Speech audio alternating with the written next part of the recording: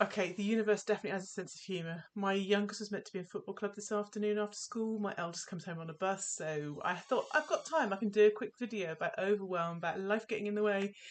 And then what happens? I get a phone call from school saying my youngest isn't feeling well and doesn't want to go to football club. So there we go. You see, life, it just gets in the way so quickly. And it can be something so simple as that. You have this plan, this idea as to when you're going to do spiritual practice, when it's going to happen, how it's going to happen, what you're going to do to make it feel special, all those things. And then something happens and we go, okay, right, maybe not today. And then the next day happens, and then, okay, maybe not tomorrow either. And then we can just snowball so easily with things like that. And what I wanted to do was just to remind you to take the pressure off yourself. So you don't have to do the big spiritual stuff. You don't have to do the big meditations and the massive rituals and all of the rest of bits and pieces. You can keep it really, really simple. So depending on what life's throwing at you at that time, if you have the time, fantastic, make the most of it.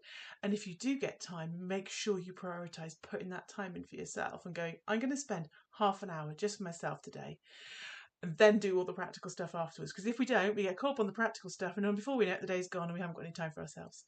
So get that spiritual practice in on the days when you can, when you've got the time, you can do the bigger stuff. But for the day to day, please, please, please take the pressure off yourself. So I know that most of my spiritual work isn't done in the big stuff, even though I can and do that as well.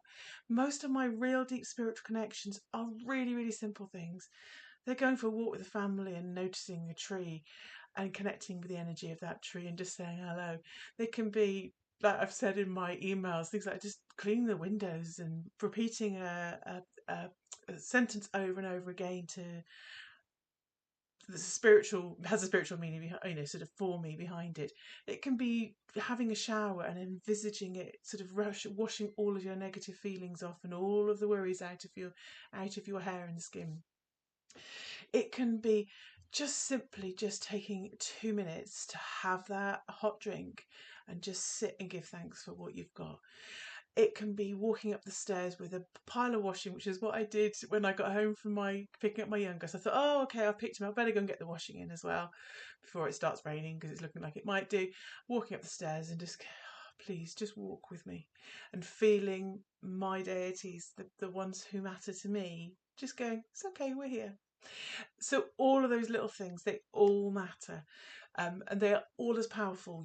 There is no hierarchy in spiritual life like that. No matter what anyone tells you, I can absolutely promise you that your guides and guardians and the deities and all the rest of it do not see it that way. So there's absolutely no reason for you to. No one, someone can sit there doing meditation for the whole day. Doesn't make them better than you. Even if you just get 5 minutes here, 2 minutes there, 30 seconds there, just take those moments because they are special too. Anyway, so I must go now and make sure the children aren't sort of, destroying anything. And I will speak to you soon. Bye.